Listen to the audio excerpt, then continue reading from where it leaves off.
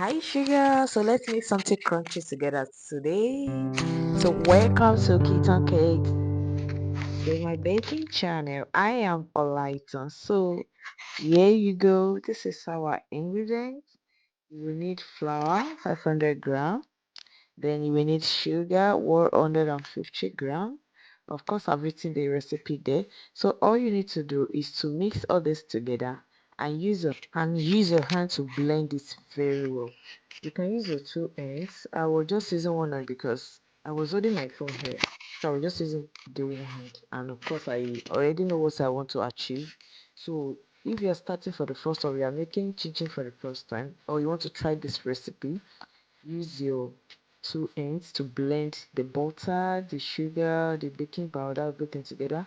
Then after you have mixed and it looks like breadcrumbs, you can pour in your water. Okay, then you make a dough out of it.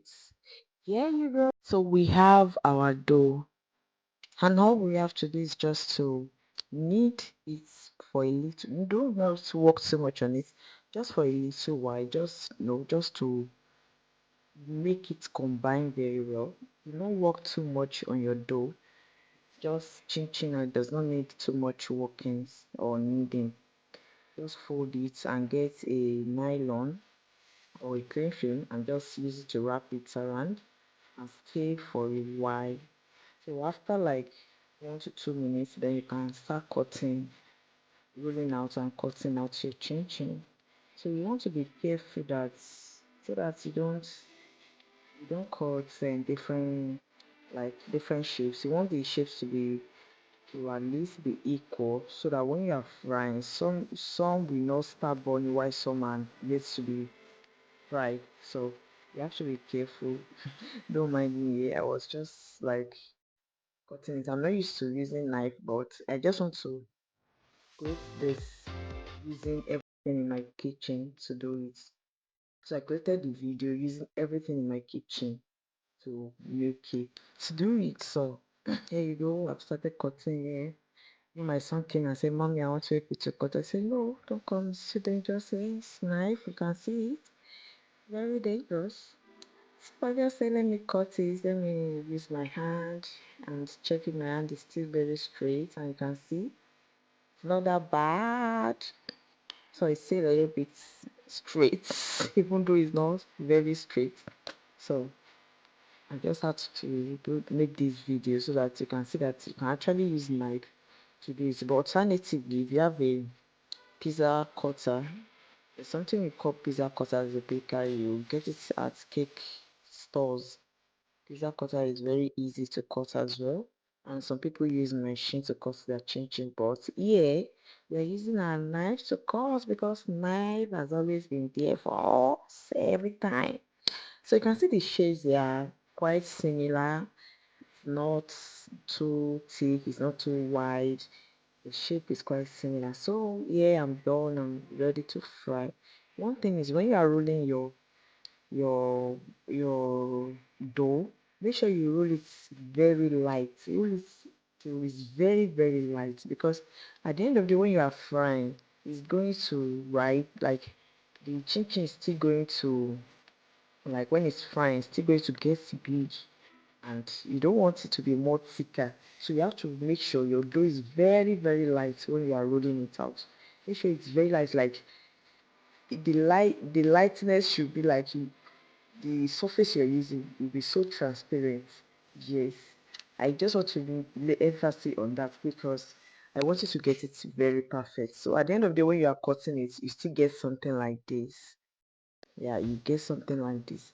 So then you're ready to fry. Get your oil and pour it into your frying pan, your frying pot, anything you're using. Just make sure the oil is like it's much because you want to deep fry. You want to deep fry. You want the what I mean by deep. So the deep fry is just to make sure you have enough oil so that your chinchin can go inside that oil, and you have enough oil on top of the chinchin. So yeah, I made one mistake. I was supposed to check the oil if it is it is hot enough to pour in my chinchin. So if you want to check, you can just pour in a little bit of flour or just throw in one of the chinchin, the raw chinchin, and check if it's make a sound shine. But if it doesn't make a sound, you have to wait and allow the oil to be very, very hot. So yeah, the thing I started doing shine. So I have to pour in the chinchin, and I don't want to pour too much. I just make sure I I scattered or what I separated the chinchin inside the oil and allow it to fry. Allow it to fry. Even I was putting too much here, but not too very much. That fry pan is a is a big one. So here you go. It has started frying. You don't want to go far away from your chin chin. Please stay close because it will take just a little while to fry. It's not that long thing, so you have to stay close so that you don't burn out your chin chin. So I was just here staring it, so oh, this chinchin, please fry, fry, fry, fry. So please, if you are just seeing my video for the first time, guys, please support your girl. I will be here to share everything as promised. I'll be sharing everything here on this channel. So support your girl by subscribing, by giving me the thumbs up, that is liking this video, and also sharing it. I will really appreciate it. So here you go, the chinchin is ready. Oh, see the color. And one thing is this, please take notes, guys. If you are trying out this chinchin, you have to make sure you don't allow it to get brown or in the oil, like on the fire. You have to make sure you pack it out before it start getting that dark brown, because of course when you bring it out it's still going to change color, so it's still going to get brown. So this is the final work. You can see how crunchy and how yummy it's looking. So guys, if you find this useful for you, please kindly subscribe, like, comment, so that will make me come back again. Thank you. Bye.